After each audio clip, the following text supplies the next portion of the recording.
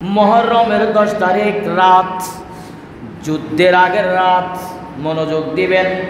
আমার নবীজির নওয়াসা হযরতে ইমামে হুসাইন রাদিয়াল্লাহু তাআলা আনহু কারবালার ময়দানে যখন উপস্থিত হলেন, হযরতে ইমামে হুসাইনের সাথে যারা সফর সঙ্গী ছিল, যারা আওলাদে পাক ছিল 72 কিংবা 73 জন নবী কাফেলা, হুসাইনি কাফেলার মধ্যে যারা ছিল, তাদেরকে আমার ইমামে হুসাইন তাদেরকে ডাকলেন।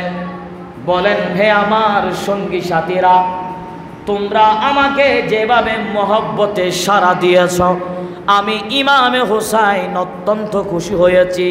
তবে আমি তোমাদেরকে ওসিয়ত করছি, আজকে রাতের মধ্যে তোমরা যে যেখানে যেভাবে পারো চলে যাও। সুবহানাল্লাহ। আরো জোরে বলেন।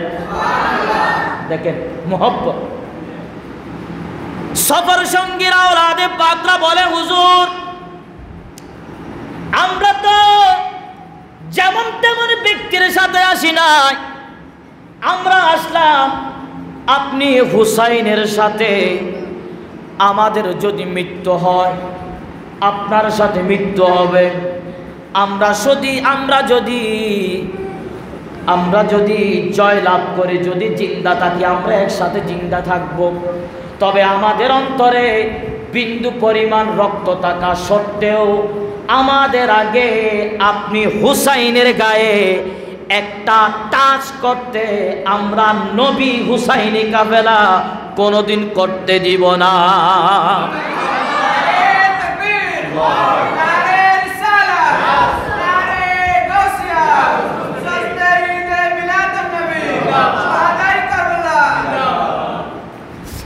হুজুর আমরা যেতে পারবো না, কারণ কাল হাসরের ময়দানে শাফাআতের চাবি যেই নবীর কাছে, ওই নবী যদি আমাদেরকে বলে তোমরা আমার কলিজার টুকরা হুসাইনের সাথে তোমরা কাফেলায় গেলা, তোমরা দাওয়াতে গেলা, সেখানে হুসাইনকে তোমরা একা রেখে এসেছো, তখন আমরা কিভাবে দয়াল নবীকে চেহারা দেখাতে পারে?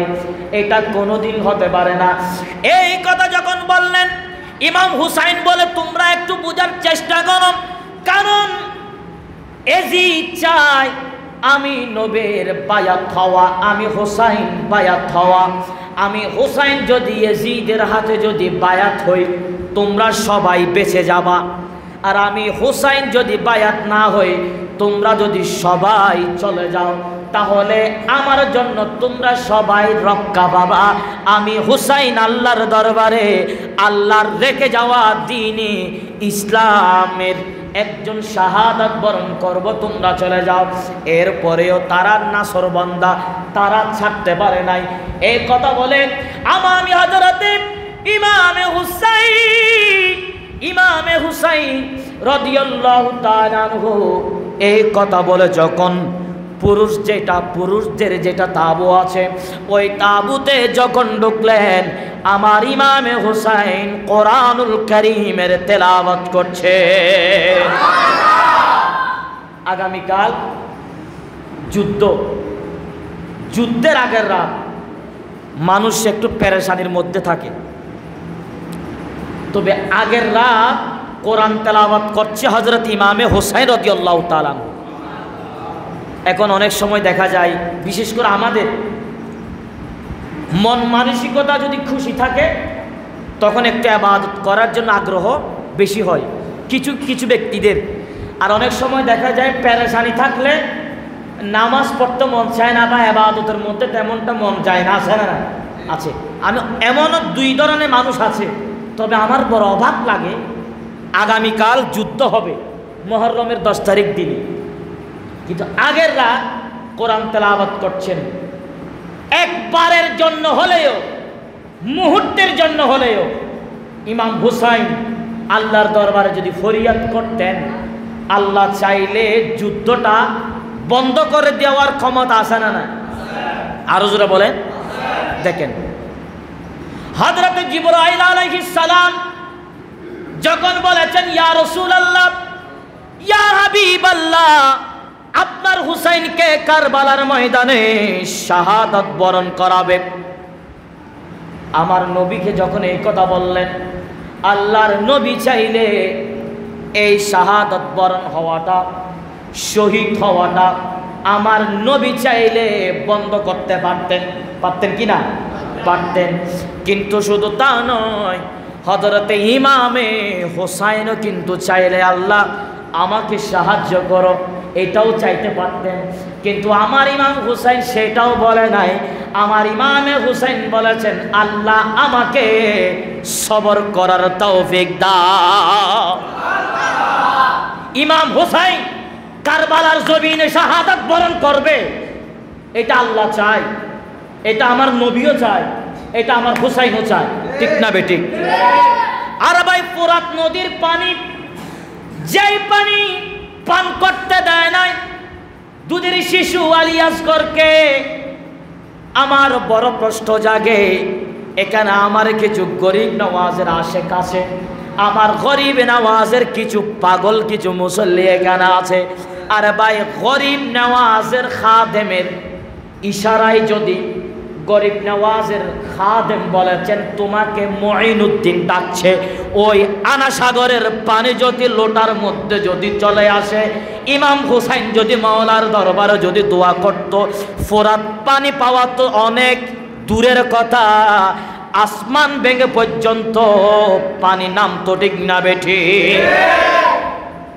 আমার ইমাম হুসাইন সেটা চায় নাই, কারণ ইমাম হুসাইনের একটা কাজ, খাজা গরিব নওয়াজের একটা কাজ, ডিউটির মধ্যে বেশ কম আছে, কথা বুঝবেন।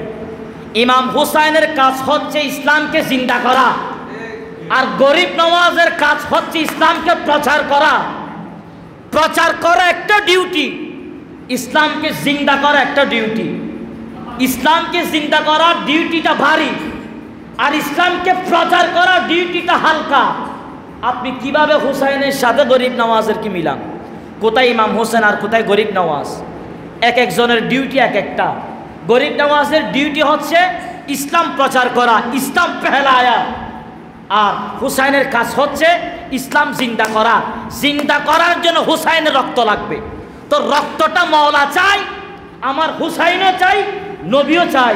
তাই আমি প্রথমে বলেছিলাম, নবী কা জিকির কি খোদা কা জিকির হ্যায়, নবী কা जिक्र की खुदा का जिक्र है, नबी की बात ही खुदा की बात है,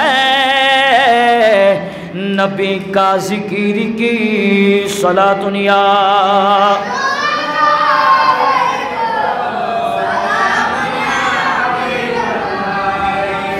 गभीर मनोयोग, हजरत इमाम हुसैन রাদিয়াল্লাহু তাআলা আনহু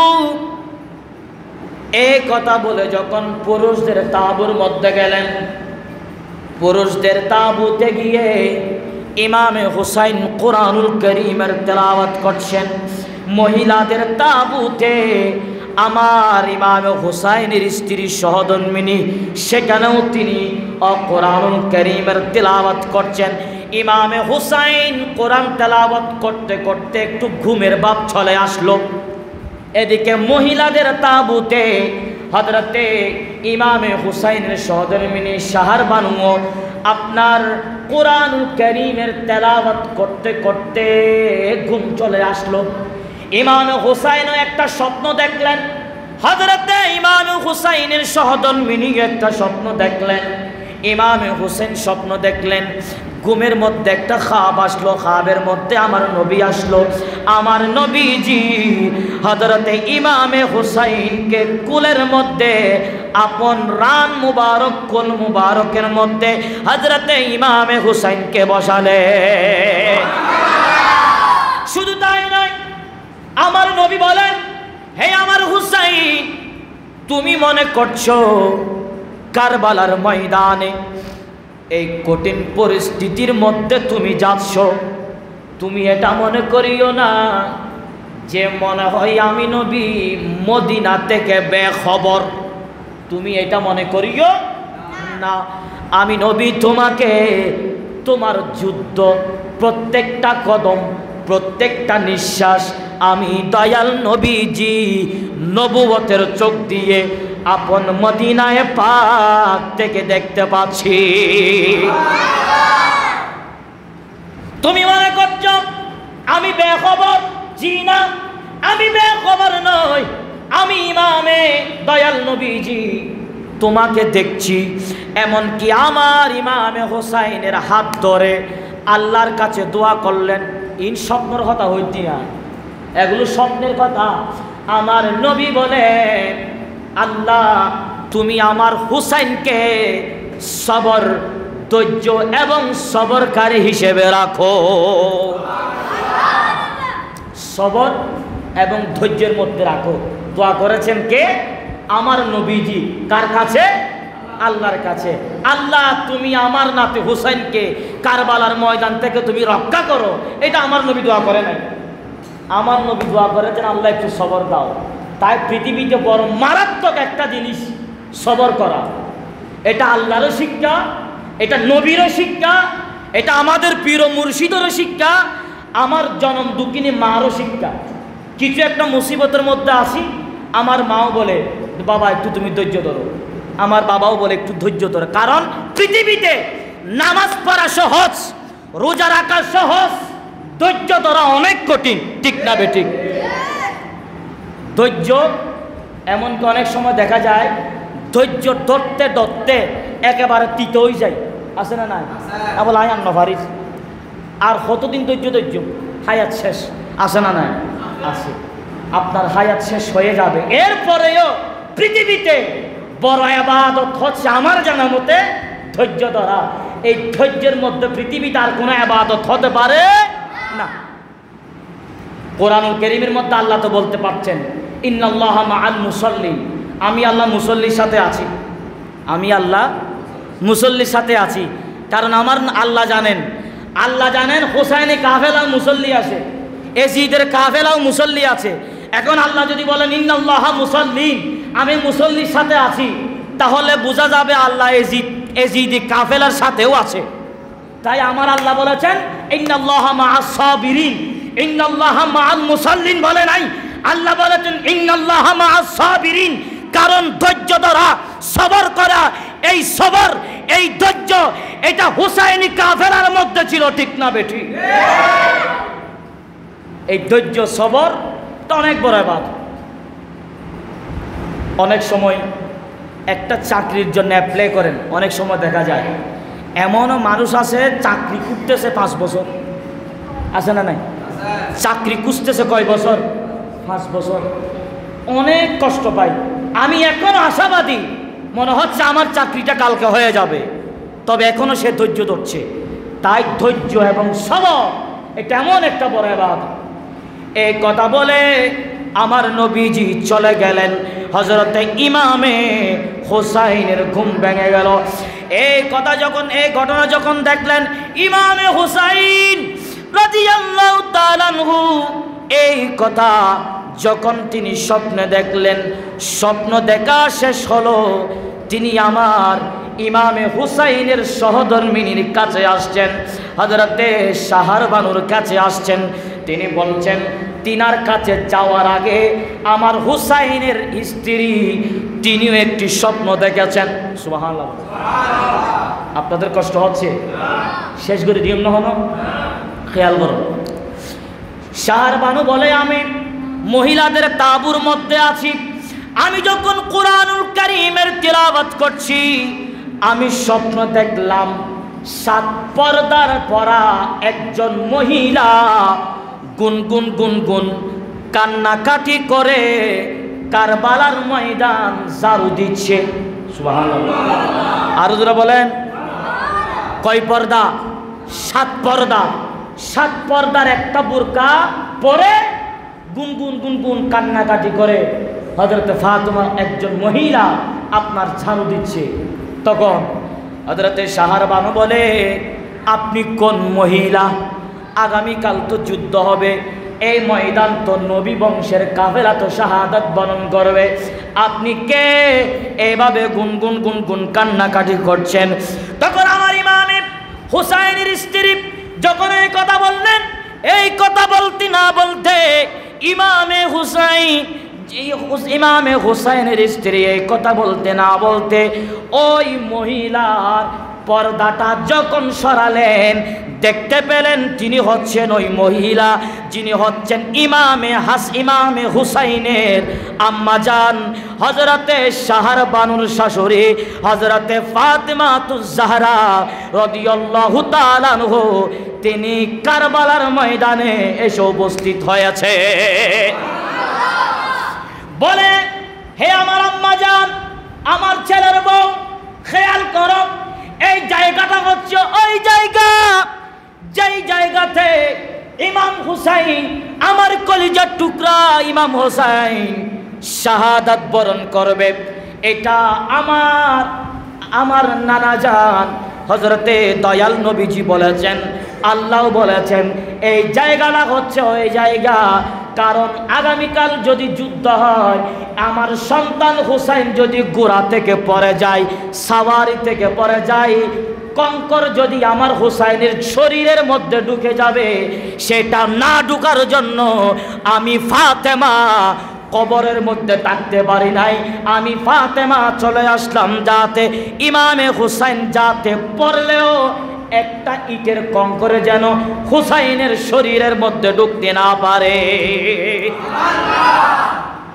ইমাম হুসাইন, আল্লাহ বুঝার তৌফিক দান করুক, প্রত্যেকে বলি আমিন। আমিও একেবারে সময় একেবারে কম নিয়েছি, 12টা বাজবে। আমি ইনশাল্লাহ খুব কয়েক মিনিটের মধ্যে ইনশাল্লাহ আমি আলোচনা শেষ করছি। আল্লাহ আমাদের বুঝার তৌফিক দান করুক, প্রত্যেকে বলি আমিন। সালাত দুনিয়া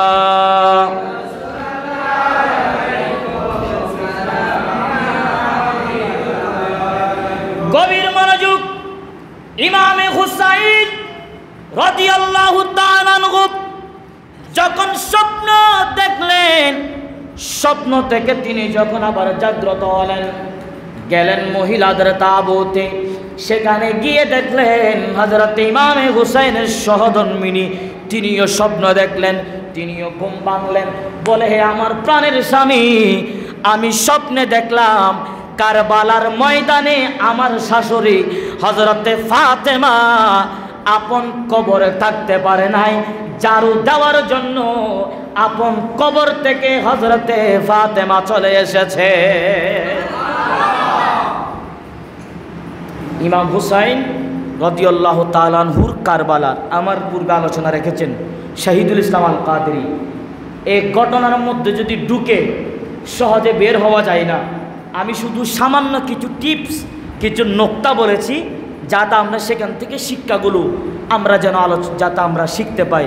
তৌফিক দান করুক, প্রত্যেকে বলি আমিন। বরাবর 1 ঘন্টা আলোচনার মধ্যে আমি কিছু কথা বলেছি। কি কথা? হুসাইনের সাথে নামাজের সম্পর্ক, নামাজের সাথে হুসাইনের সম্পর্ক, আর হুসাইনের সাথে নবীর সম্পর্ক, আর নবীর সাথে মাওলার সম্পর্ক। ডাইরেক্ট যদি বলেন আল্লাহর সাথে হুসাইনের সম্পর্ক, আর হুসাইনের সাথে নামাজের সম্পর্ক। আপনি বাদ দিতে পারবেন না। আপনি তাহাজ্জুদ পড়ছেন, আপনাকে ধন্যবাদ। আপনি ইশরাক পড়ছেন, আপনাকে ধন্যবাদ। আপনি রোজা রাখছেন, আপনাকে ধন্যবাদ। আপনি বড় বড় ইবাদত বন্দেগী করছেন, আপনাকে ধন্যবাদ। নবীর আওলাদকে যদি ভালোবাসেন, নবীর আওলাদকে যদি মহব্বত করেন, খোদার কসম আপনার ইবাদত কম হতে পারে, ওই ইবাদত আপনাকে জান্নাতে নিয়ে যাবে। ঠিক না বেঠিক? তাহলে আল্লাহ বলেছেন আইয়ুকুম আহসানু আমালা, নিকুত আমল। একবার এদিক কিনা আমলের হতানো হয়, খোদা এদিক কিনা আমল গড়া করবে, এই আমল হতানো হয় হইতে নিকুত আমল। একেবারে যে আমলের মধ্যে কোনো ভাইরাস নাই, যেই আমলের মধ্যে কোনো দুর্নীতি নাই, ওই আমল হতে হবে। ওই আমলগুলো যদি হয়, আপনার নামাজের মধ্যে আহলে বাইতকে মানতে হবে। আহলে বাইতকে মানা মানি আপনার নামাজ শুদ্ধ হওয়া। আপনার নামাজ শুদ্ধ হওয়া মানে ওই নামাজ আল্লাহর দরবারে সাক্ষী দেওয়া। ওই নামাজ আল্লাহর দরবারে সাক্ষী দেওয়া মানে ওই নামাজ আপনাকে জাহান্নামে নেওয়া তো দূরের কথা, জান্নাতে নিয়ে যাবে। ঠিক না বেঠিক?